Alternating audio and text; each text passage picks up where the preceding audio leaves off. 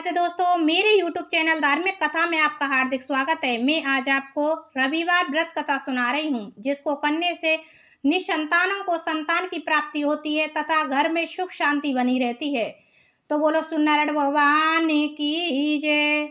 पौराणिक कथा के अनुसार प्राचीन काल में एक बुढ़िया रहती थी। वह नियमित रूप से रविवार का व्रत करती। रविवार के दिन सूर्योदय से पहले उठकर बुढ़िया स्नान आदि से निवृत्त होकर आंगन को गोबर से लीप कर स्वच्छ करती। उसके बाद सूर्य भगवान की पूजा करते हुए रविवार व्रत कथा सुनकर सूर्य भगवान का भोग लगाकर दिन में एक समय भोजन करती। सूर्य भगवान की अनुकंपा से बुढ़िया को किसी प्रकार की चिंता एवं कष्ट नहीं था। धीरे धीरे उसका घर धन धान्य से भर रहा था। उस बुढ़िया को सुखी होते देख उसकी पड़ोसन उससे जलने लगी। बुढ़िया ने कोई गाय नहीं पाल रखी थी, अतः वह अपनी पड़ोसन के आंगन में बंधी गाय का गोबर लाती थी। पड़ोसन ने कुछ सोचकर अपनी गाय को घर के भीतर बांध दिया। रविवार को गोबर न मिलने से बुढ़िया अपना आंगन नहीं लीप सकी। आंगन न लीप पाने के कारण उस बुढ़िया ने सूर्य भगवान को भोग नहीं लगाया और उस दिन स्वयं भी भोजन नहीं किया। सूर्यास्त होने पर बुढ़िया भूखी प्यासी सो गई।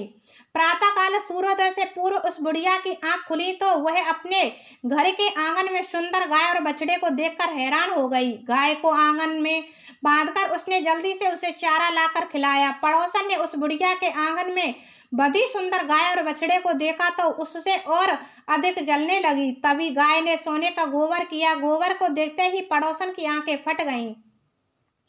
पड़ोसन ने उस बुढ़िया को आसपास न पाकर तुरंत उस गोबर को उठाया और अपने घर ले गई तथा अपनी गाय का गोबर वहां रख गई। सोने के गोबर से पड़ोसन कुछ ही दिनों में गाय प्रतिदिन सूर्योदय से पूर्व सोने का गोबर किया करती थी और बुढ़िया के उठने से पहले पड़ोसन उस गोबर को उठाकर ले जाती। बहुत दिनों तक बुढ़िया को सोने के गोबर के बारे में कुछ पता नहीं चला। बुढ़िया पहले की तरह हर रविवार को भगवान सूर्य देव का व्रत करती रही और कथा सुनती रही। लेकिन सूर्य भगवान जब पड़ोसन की चालाकी का पता चला तो उन्होंने तेज आंधी चलाई। आंधी का प्रकोप देखकर बुढ़िया ने गाय को घर के भीतर बांध दिया। सुबह उठकर बुढ़िया ने सोने के गोबर देखा, उसे बहुत आश्चर्य हुआ। उस दिन के बाद बुढ़िया गाय को घर के भीतर बांधने लगी। सोने के गोबर से बुढ़िया कुछ ही दिनों में बहुत धनी हो गई।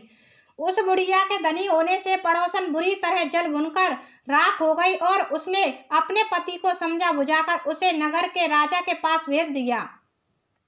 सुंदर गाय को देखकर राजा बहुत खुश हुआ। सुबह जब राजा ने सोने का गोबर देखा तो उसके आश्चर्य का ठिकाना ना रहा। राजा ने बुढ़िया से गाय और बछड़ा छीन लिया, जिससे बुढ़िया की स्थिति फिर दयनीय हो गई। बुढ़िया ने दुखी होकर सूर्यदेव से प्रार्थना की। सूर्य भगवान को भूखी प्यासी बुढ़िया पर बहुत करुणा आई। उसी रात सूर्य भगवान ने राजा को स्वप्न में कहा, राजन, बुढ़िया की गाय हुआ बछड़ा लौटा दो, नहीं तो तुम पर विपत्तियों का पहाड़ टूट पड़ेगा, तुम्हारा महल नष्ट हो जाएगा। सूर्य भगवान के स्वप्न से बुरी तरह भयभीत राजा ने प्रातः उठते ही गाय और बछड़ा बुढ़िया को लौटा दिया। राजा ने बहुत सा धन देकर बुढ़िया से अपनी गलती के लिए क्षमा मांगी।